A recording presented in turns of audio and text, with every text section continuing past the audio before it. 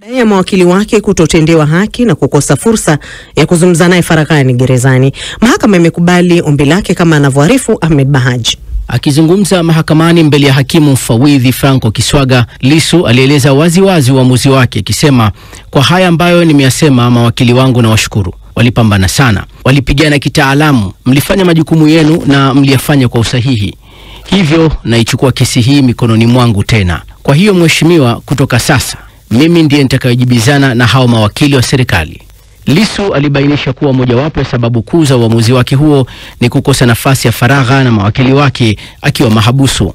Amekuwa mahabusu kwa siku 68 bila mawakili wake kuruhusiwa kumuona kwa faragha na kuwasiliana naye kwa uhuru, jambo ambalo alieleza mahakama kama kukosekana kwa haki. Baada ya maelezo hayo, hakimu mfawidhi Franco Kiswaga alitoa uamuzi mdogo kuruhusu ombi la Lissu, akisema kuanzia sasa hoja zitakuwa zinajibiwa kati ya upande wa mawakili wa jamhuri na mshtakiwa mwenyewe mpaka pale atakaposema vinginevyo, na kwamba naomba mawakili wangu warudi, alisema hakimu Kiswaga. Tundu Lissu anakabiliwa na kesi ya uhaini pamoja na kesi nyingine ya kuchapisha taarifa za uongo mtandaoni. Uamuzi huu wa mahakama unamaanisha kuwa kuanzia sasa Lissu atakuwa akishiriki moja kwa moja katika mabishano ya kisheria na mawakili wa serikali bila uwakilishi wa mawakili wake wa awali, isipokuwa atakapoamua vinginevyo. Kesi hii imeahirishwa mpaka Julai mosi mwaka huu.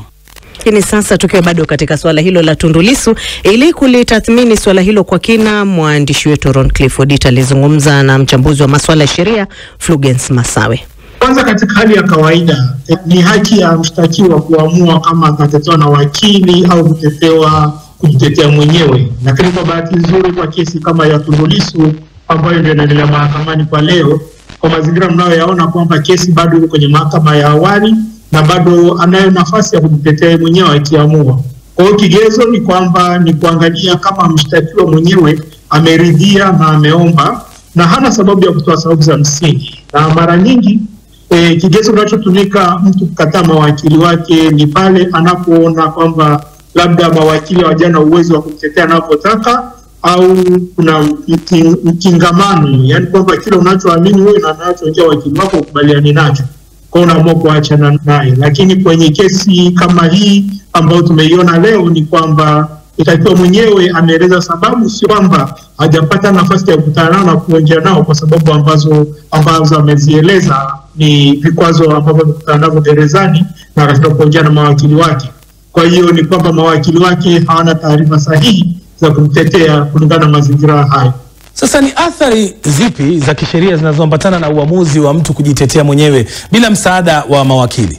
Tunasema mganga hajigangi. Mganga hajigangi ni kwamba katika hali ya kawaida, hata kama Tundu Lissu ni wakili, huwa haishauriwi sana mtu ambaye na shauri lake mwenyewe aamue kujitetea mwenyewe. Na kwenye shauri kama hili ambayo adhabu yake inapelekea kifo, hata angeshindwa kuweka wakili, angewekewa wakili na jamhuri. Kwa hiyo athari zake kubwa ni kwamba unashindwa kusimama kwenye ueledi na kwenye zile hisia binafsi. Na ndio maana hata kwenye mashauri ambayo inasemekana una maslahi nayo, huwa haishauriwi uwakilishe hata kama ni ndugu yako.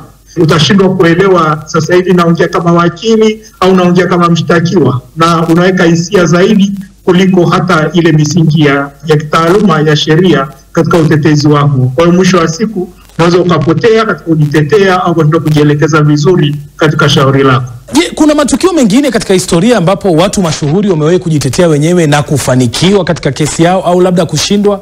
Ni kawaida, sio mara ya kwanza wala sio mara hivyo, kwa shauri la mwisho. Kwa Tanzania kwa mfano, kwa kesi za karibuni ambazo nazikumbuka, kwanza kuna kesi ya Tundu Lissu mwenyewe ya uchochezi ilikuwa inaendelea kwa mahakama ya Kisutu, ikiwa kwa hakimu alikuwa anaitwa Mkeha, naye aliomba kujitetea mwenyewe kwa sababu alitaka kuweka kila kitu sawa na asikilizwe mwenyewe. Lakini kwa mna kesi maarufu ilipokuwa mahakama ya rufaa ya Rugemalila aliwahi kuomba mahakama ajitetee mwenyewe na aliruhusiwa. Kwa hiyo ni hata yule bwana alikuwa anashtakiwa Kigamboni kwa kumchoma mke wake, kuna kipindi alikataa mawakili wake akataka aongee mwenyewe. Kwa hiyo ni mazingira tu yanategemea na kesi ilivyo, na mwenyewe anapotoa hoja mbele ya mahakama anaeleza sababu. Japo kuna wakati ambao mahakama nayo imekataa kwamba unapoleta hoja kama hiyo kwa mazingira ya kesi wanakuambia hapana, haitawezekana, lazima mawakili wako waongee, kwa sababu shida iliyopo unapokuwa na wakili mahakamani, wewe usiwe kuongea na ongea na wakili wako. Kwa hiyo unapo-discharge au unapoachana wakili wako mbele ya mahakama, wewe ndio unapata nafasi ya kuongea moja kwa moja. Sheria inasema nini, Masawe, kuhusu mawakili kupewa nafasi ya kukutana kwa faragha au kuongea na wateja wao ambao ni washtakiwa? Kwanza ni katiba yenyewe. Katiba yetu ile ibara ya 13 inazungumzia mambo ya fair trial, yani shauri liendeshwe kwa haki. Mojawapo ya kupata hiyo haki ya kusikilizwa kwa haki ni pamoja na kuwa na wakili unayemtaka wewe na wakili ambaye unaamini atatetea maslahi yako. Lakini pia kuna kitu kinachoitwa privilege information au maelezo ambayo ni ya usiri kati ya mteja na wakili wake.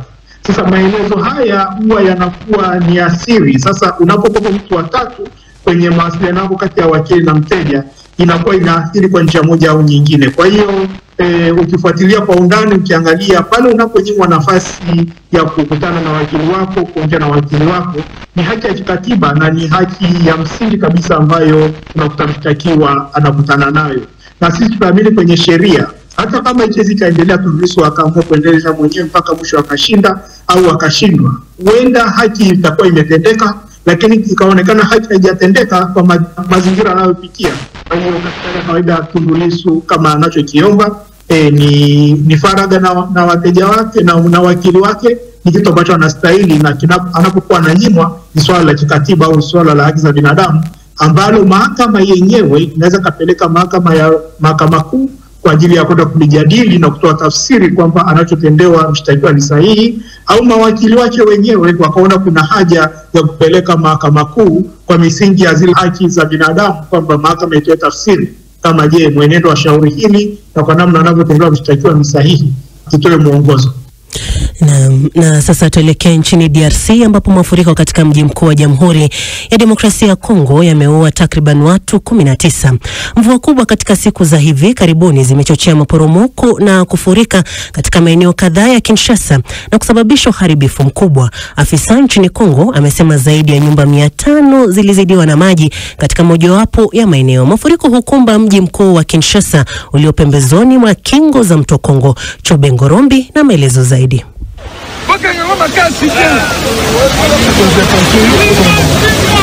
Hao ni raia wa mji wa Kinshasa walioshuhudiwa kuishi hii leo katika mazingira hatarishi na tatanishi jijini humo baada ya mvua zisizo za kawaida ambazo ziligonga wakati wa kiangazi cha nchi tangu Jumamosi hadi sasa, kupooza kwa miundombinu na mlipuko mikubwa katika nguvu na huduma za maji katika jiji hili. Pegi Matipa, mkazi wa maeneo yaliyoathiriwa jijini Kinshasa, ameshuhudia hali inavyoendelea hadi sasa. Naona kwa mafuriko hiyo ya jana, hiyo ya juzi, hiyo mvua ilikuwa mingi sana, hatukupata njia, yani ilikata barabara mara pili. Kwetu sisi hapa hakuna njia ya kutoka, na hiyo imefanya kama siku mbili mpaka sasa hivi hakuna gari imetoka imepita hapo. Tuko tunatoka leo na miguu. Mvua inanyesha kila siku hapa na inafanya madhara. Maji ya mvua haina njia, wamejenga juu ya njia ya mai. Sema ukweli, na uchafu huko mingi hapa inafunga hiyo manjia za mai. Upande wa serikali umesema kuwa uhamishaji wa shughuli za kuhamasishwa kwa muda ziliendelea na kuwahimiza wakazi kuongeza uhamasishaji wa hatari katika tukio la janga na kuchukua hatua za kuzuia. Eric Bwanapua, mmoja wa bunge kitaifa waishio Kinshasa, amesema serikali ya DRC imeahidi kuwatunza waathiriwa. Pia inawaalika wakazi wa maeneo yaliyoathiriwa kuwa watulivu na kulitegemea serikali la DRC kwa kila hatua na kila jambo. Ukarabati unaendelea katika maeneo yaliyoathiriwa kwenye njia kadhaa ya kimkakati. Mamlaka yanahakikisha kuwa hatua zinaendelea kurejeshwa na trafiki na kupata maeneo ya msiba. Government yetu ya Kongo imesema ya kwamba itasaidia hao watu ambao wamepoteza vitu, pia watu ambao wamejeruhiwa kwa tatizo ya vula, lakini kuna hata ambavyo vitu vingine ambayo tunaomba kwa serikali ni kusema serikali iendelee kusensibilize, kuambia wakongomani ya kwamba usafi ni kitu kizuri. Inaomba sisi wote tufanye hiyo ambayo tunaita salongo, tutoshe ile uchafu, tutoshe hiyo machupa. Kulingana na huduma ya kitaifa ya hali ya hewa pamoja na wataalamu wana mazingira nchini DRC, wanasema milimita 90 za mvua zilirekodiwa, kiwango cha juu zaidi kwa wakati huu wa mwaka katika rekodi za hivi karibuni, licha ya msimu wa kiangazi ambao kwa ujumla hudumu kutoka Juni hadi Oktoba. Aurelie Mapoli, profesa mwanamazingira TRC, amesema msimu rasmi wa mvua katika DRC hufanyika kutoka Novemba hadi Mei, lakini utaratibu unaonyesha kuwa mvua zenye nguvu zinatarajiwa katika siku zijazo ambazo zinazua wasiwasi na uharibifu zaidi katika mji mkuu wenye watu wengi ambao hukaa watu milioni 17.